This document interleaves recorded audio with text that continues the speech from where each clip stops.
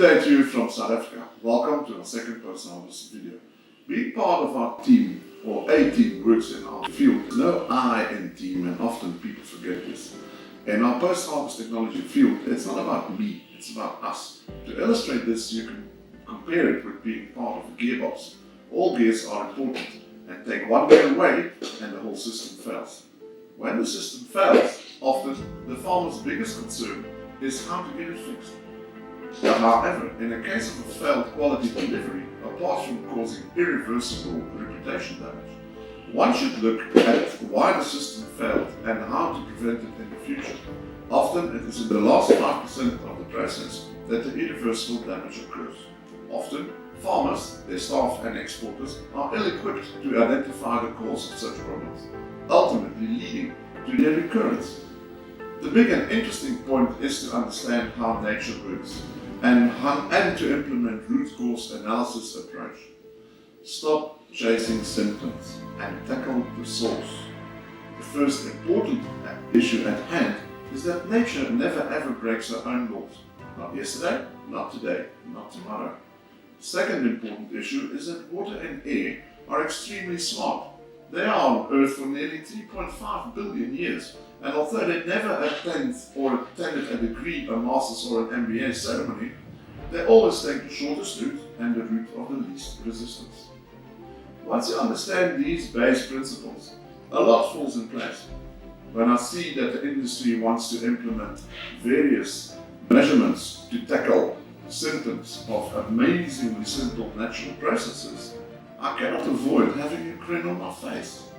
Only last week, somebody told me that the industry is using an anti-shrivel sheet for stone fruit. The root cause is again not being tackled. Or 2 weeks ago, an industry professional from Holland introduced a sophisticated water loss meter for fruit in the apple and pear industry. Nice to measure this, but it's too late. You should not lose the water out of your fruit. Again, chasing symptoms and not the root cause. Preventative measurements are defined as the regular performance of management decisions and practices to avoid future quality problems. An important first step in any positive proper post-harvest system is a program that is learning to identify the cause of quality failure, especially when you did grow a near-perfect product. Once the cause of failure is determined, one can take steps to avoid the problem in the future. That is the purpose of this video, to give farmers, staff and exporters some insight into pieces of knowledge to identify causes of quality failure due to neglected post-harvest treatments and, most importantly, ridiculously timings without reacting properly. If you can work with an open fruit, for example, not in a closed box, we can work in the window of opportunity. And now you know for yourself how your process works. For a lot of fruit, you are talking about a limited time span before it goes inside bags, punnets and boxes, unless you pack without liners, which gives you a bigger window to work in. If you store open fruit for longer, CA, RA and apples and pears, you have a bigger window to work in. Think in this regard on what you do when you store products inside your fridge at home, in the kitchen. You wrap your products before they dry out, don't you? Same happens in your cold rooms. Check it out.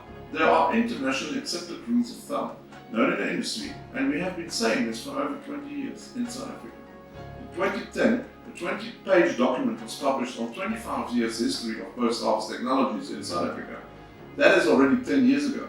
And in 35 years, not once is RH, or relative humility implementation, taken seriously. One test they didn't mention either was the filler cell test in 2000. There we introduced a new style carton, which is in line with the UC Davis concept introduced in 1976. When Professor Dr. Louis Lushinger came over to South Africa, our carton design was even mentioned, and the question was asked by him, why on earth the industry didn't adopt our system? What is scary is that the known rules for over 60 years, and they are known, so nothing new there, as there are articles from 1956 to prove this. That makes it simple. It's tried, tested, proven. Simple. What is the spine-chilling part, which result in visible quality problems, not once, every time, and even not always visible at the farm at the time of packing your product? That is the story. Recently, somebody made a remark, the produce left us in good condition. Problems are visible on the shelves within 3 to 4 days after harvest. No proper pre-cooling, with too low RH, too high wind speeds, too long delays, too hot transport, and you have exactly what you have now. Too many quality problems.